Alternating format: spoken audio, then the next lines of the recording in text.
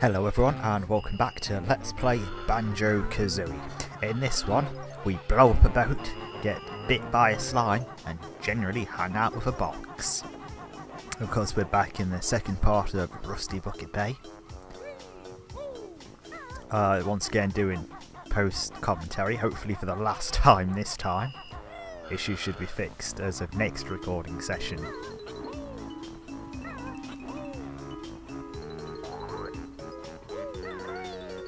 Doing this, I'm looking at this and wondering, why am I doing half the stuff I'm doing? I'm just jumping on boxes to collect a single egg. It makes no sense.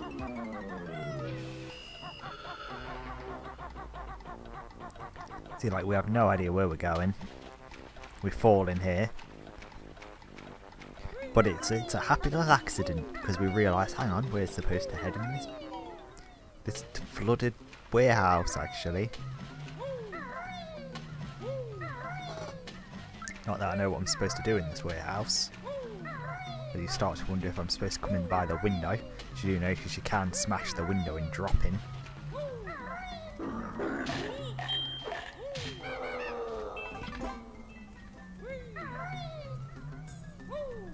So who would win in a fight? Snacker or that fish, I wonder? Because that fish has big old teeth. It's not quite as big as Snacker, I think, but it's got big old teeth. And clearly it's not against eating flesh. Neither of them are.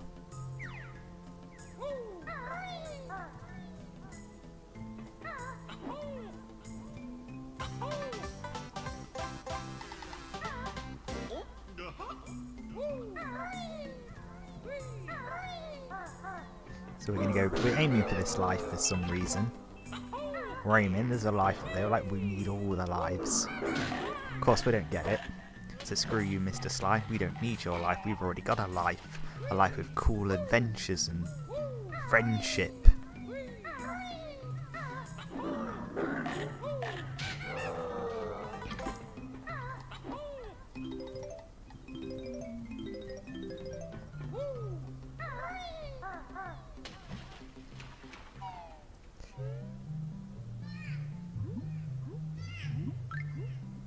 Oh, and you can just hear the fish yelling. Oh, sorry, the dolphin. He's trapped. Hi, trapped with Banjo. But no, that's Snorkel. Snorkel was playing about by the humans like his mother warned him not to. You know, as in all the kids' movies do. And he got caught by the anchor. He just wanted to be friends with the boat. Of course we do that to gain here because we're far too low on air. I mean, probably could have made it if it was fast, but risky business. That's not this. It's not what we're playing at.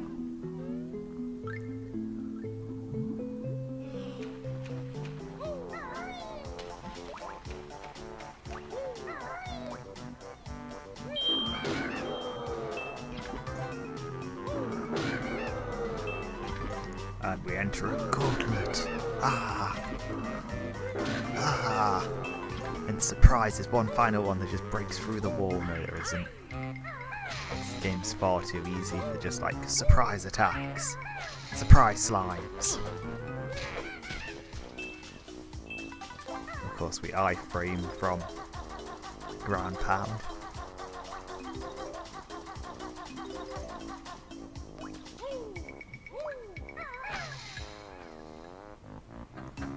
And we've done it. We saved Snorkel. I found this earlier, it's just trash someone threw in the ocean. You know, you're always throwing trash in the ocean, you guys. And if I didn't take it, this mermaid I know would have just hoarded it with the rest of the trash she decides to keep.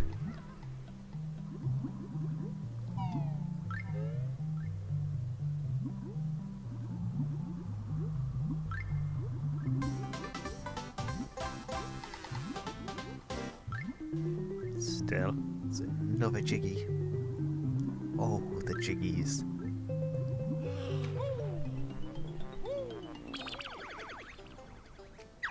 And at this point we pause wondering how many Jinjos are left. Thinking, where are the Jinjos and where are the last? And I soon realise where they all are.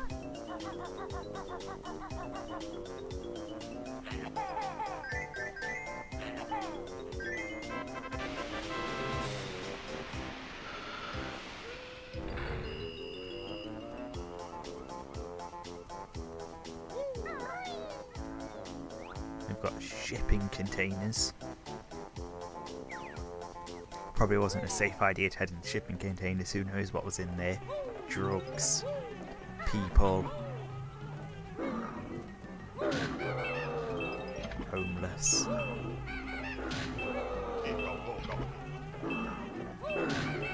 Endangered animals they're shipping. You know, like there's people who try and get on flights, and it turns out they'll ship just a bunch of lizards or endangered animals down their trousers to try and smuggle them onto the plane. It's like, do you want a lizard that badly you would smuggle it down your trousers?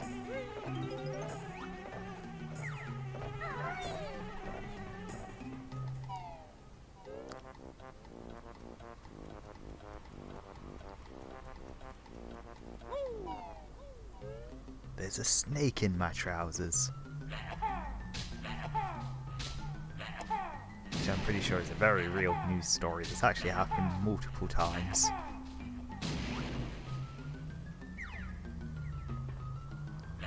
Surprise TNT.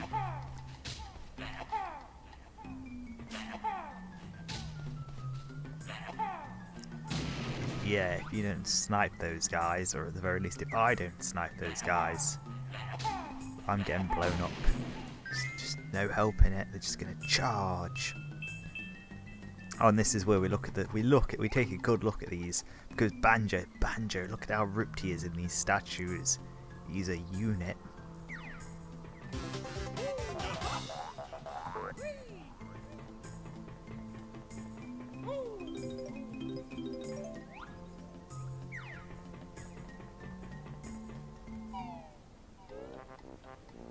We get ever so closer at 97.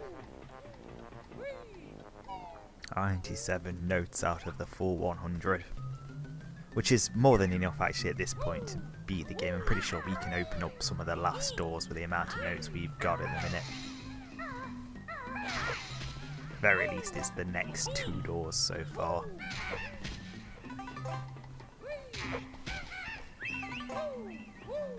The next door's 600 and something, and the following door is 700 and something.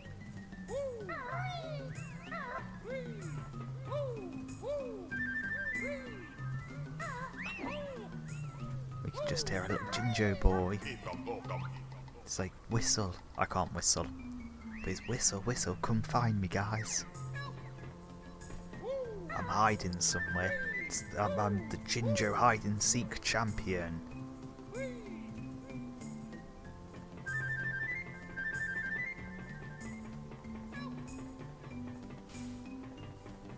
I'm so great at hide and seek, I've got to shout help just to give you a clue about where I am.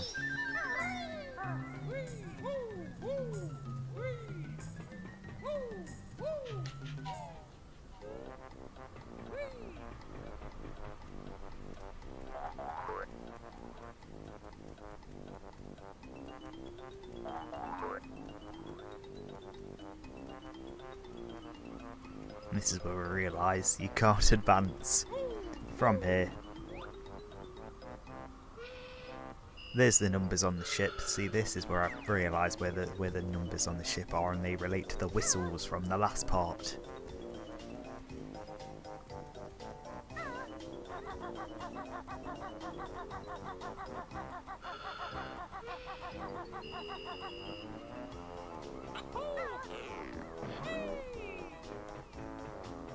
Cranes. Cranes, cranes, cranes. Now, speaking of cranes, it does remind me of a game called Battle Construction Vehicles, BBC. And it's got the most ridiculously anime opening sequence ever. Like, there's this anime guy and he's running up the stairs of the building. And he gets to the very roof and he jumps out the door and he starts panting because he's out of breath and he's like, I'm safe. And breaking through the floor or the roof is a crane. And it turns out he's the heir to a construction company. But the construction companies decide who's the best and who gets what area and what clients by fighting it out using the construction equipment. So you have to use cranes and bulldozers and all that kind of thing to fight. And it's so ridiculous. and it's kind of bad as well. It's not a fun game, but the opening is so ridiculous it's worth a watch.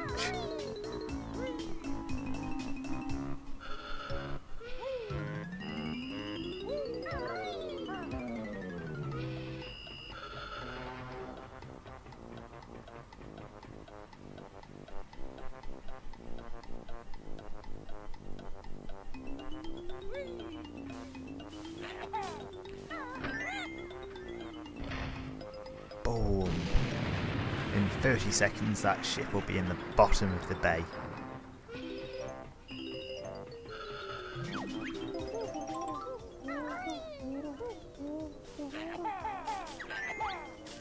Shut up, I know it.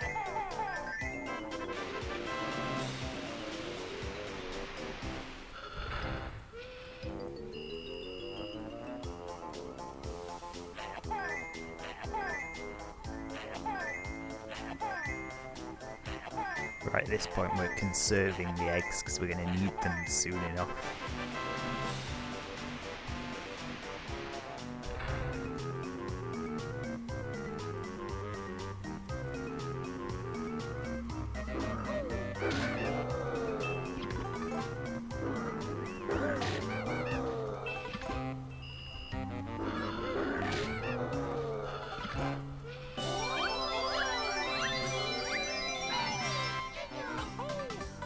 Oh man, could have been worse. Can you imagine how bad it would have been to have got a Jinjo underwater in this stage? So I think there is at least, I think the pink one was underwater, or the purple one. That was underwater. Oh. Can you imagine being low on air and being like, must get jiggy?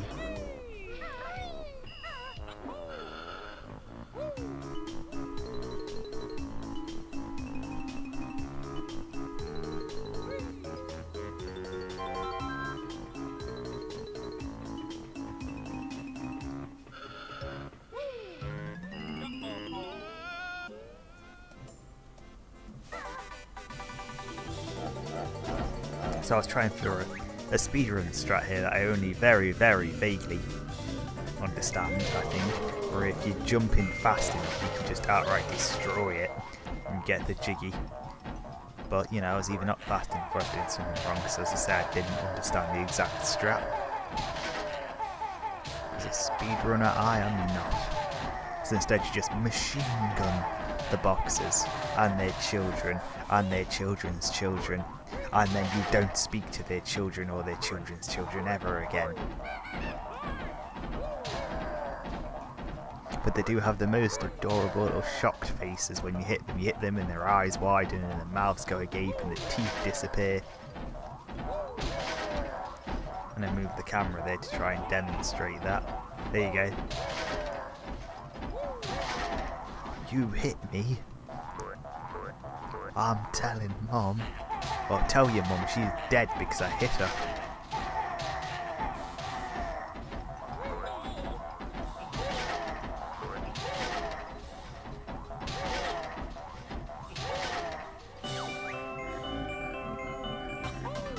Oh no.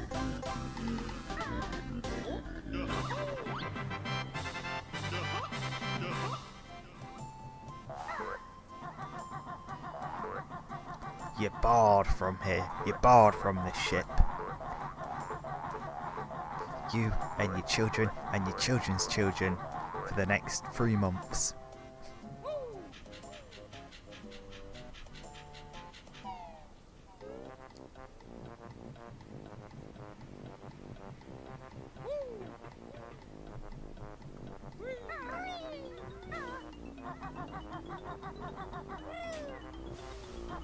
God knows what I'm playing at here.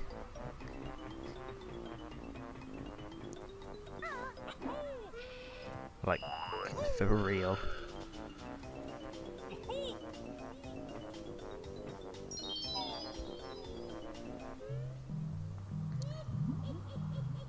But that's the end of that stage. I make it out to be a terrible stage, or at least I remember it being a terrible stage, but it's not that bad. It's not terrible.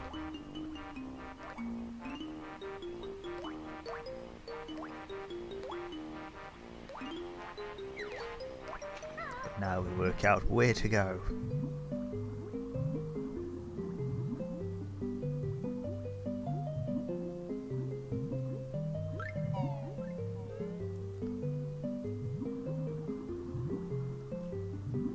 And we're sort of semi-successful in all honesty. And we find the Witch Switch Jiggy. Witch Jiggy? The Switch Jiggy. And we try and figure out what's in these pipes, and there's bugger all really, except for some weird camera stuff if you zoom in.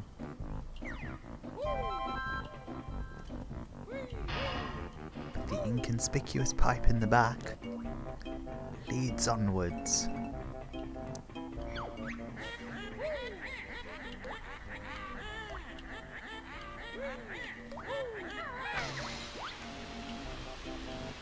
God, she's telling us about a skirt she's buying. Hope she kept the receipt. So we're sort of successful. We hit a switch which will lead us somewhere. We also, in that scene, see there's a door. The door will be to the next stage. This leads on to what we imagined at the time was secrets. We were banking on Cheeto. So we'll see. We'll see when I don't ruin it by going through the wrong door.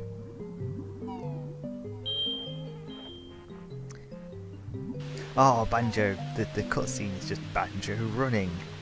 Because I don't think they expect you to enter there with the water so high. Or the transition, should I say. So we've screwed that up. Went through the wrong door. We discover Mumbo. The last token I think we need for the last transformation. So I think it increased in increments of 5.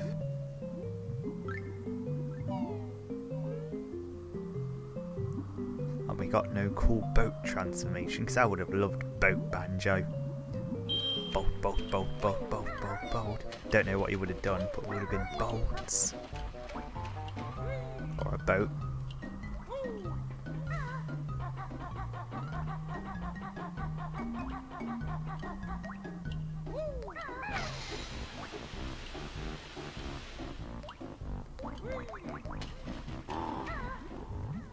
Took 640. I think they said 640 notes. And we're on 800 notes, ha ha ha.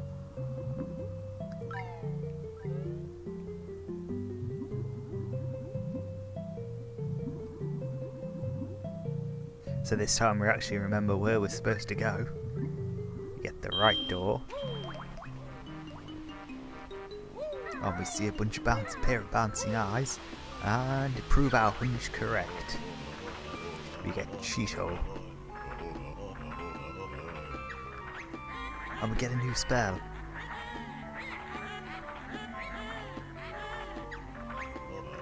Lie, she won't do it, Cheeto. She won't burn you. And we get gold feathers. And it tells us exactly where to put it. I won't ruin what the cheat does. It's pretty self-explanatory that it'll do something with golden feathers, but what I won't say, just in case we resort to using it to beat the final boss. Because the final boss does... I'm not sure if it necessarily ramps up the difficulty a huge ton. Well, if you don't know what you're doing, it feels like it. But the worst part is like an aerial fight, and as I've proven in previous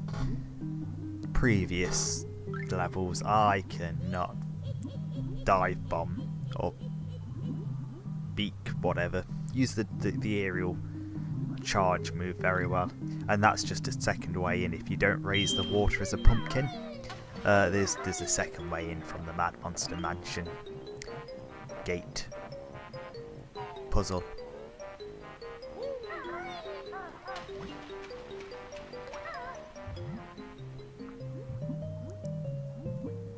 But I think that will just about end it for this part.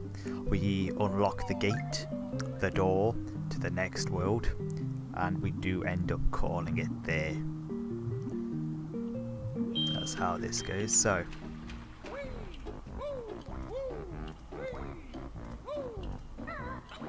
we'll unlock the gate. We'll then do a little jig. And we'll say thanks everyone watching, and bye for now.